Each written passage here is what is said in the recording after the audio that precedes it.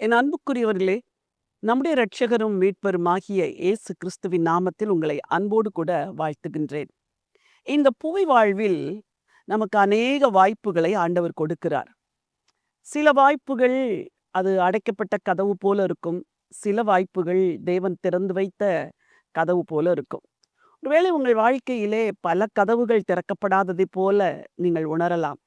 அது ஒருவேளை படிப்புக்கு அடுத்த விஷயமோ, வேலைக்கு அடுத்த விஷயமோ, திருமண காரியமோ, இல்லை அதை அடுத்து இருக்கிற உயர்வுகளோ, ஊழிய பாதையில் உள்ள கதவுகளோ, திறக்கவே படாதிருக்கும் பொழுது நீங்கள் மனம் உடைந்து, ஆண்டவரே! இப்படி வாசல்கள் எல்லாம் அடைக்கப்பட்டிருக்கிறதே என்று யோசிக்கலாம். ஆண்டவர் அப்போஸ்தலனாகிய பவுலுக்கு பல எதிர்ப்புகள், எதிரான சூழ்நிலைமைகள் வாழ்க்கையில் அனுமதித்தாலும், சில இடங்களில் ஆண்டவர் அவருக்கு செய்த தயவு மகா பெரிய தயவு. ஒரு வசனத்தை நான் வாசிக்க விரும்புகிறேன். 1 கொரிந்தியர் 16ஆம் அதிகாரம் 9வது வசனம்.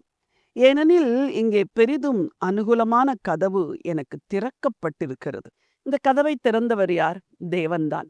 பவுல் சென்ற இடங்களில் எல்லாம் பவுலுக்கு பலவிதமான உபத்திரவங்கள். உங்களுக்கு கூட வாழ்க்கையிலே பலவிதமான உபத்திரவங்கள்.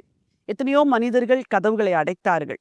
எத்தனையோ மனிதர்கள் உங்களை குழியில் தூக்கி போட்டார்கள். எத்தனையோ மனிதர்கள் உங்களுக்கு விரோதமாக திட்டங்களை தீட்டி, உங்களுக்கு இந்த உயர்வு வரவே கூடாது, இந்த ப்ரமோஷன் வரவே கூடாது, இந்த வேலை கிடைக்கவே கூடாது என்று உங்களுக்கு வாசல்களை அடைத்தார்கள். ஆனால் இன்றைக்கு ஆண்டவர் சொல்கிறார், உனக்கு பெரிதும் அனுகூலமான கதவை நான் திறந்து வைக்கிறேன்.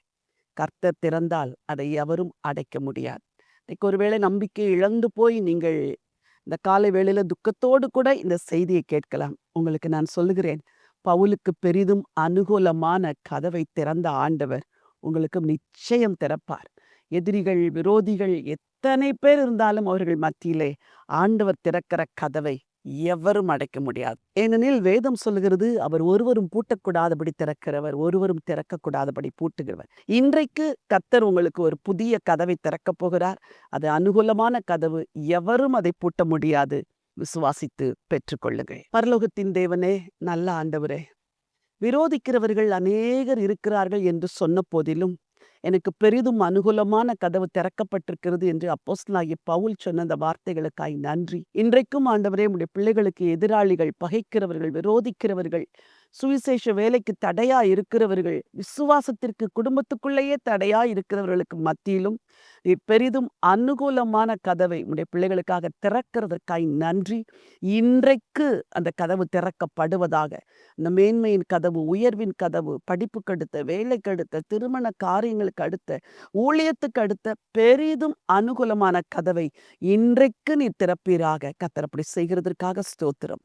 ஆண்டவர் இயேசுவின் நாமத்தில் பிதாவே, ஆமென். பிரியமானவர்களை, எதிர்க்கிறவர்கள் ஏராளமாயிருந்தாலும் தேவன் உங்களுக்காக பெரிதும் அனுகூலமான கதவை இன்று திறக்கிறார். விசுவாசியுங்கள், பெற்றுக்கொள்ளுங்கள், பிரவேசியுங்கள், நன்மை அனுபவியுங்கள். இந்த நினைவோடு இந்த நாளை துவங்குங்கள். இந்த நாள் ஒரு வெற்றியின் நாள். God bless you.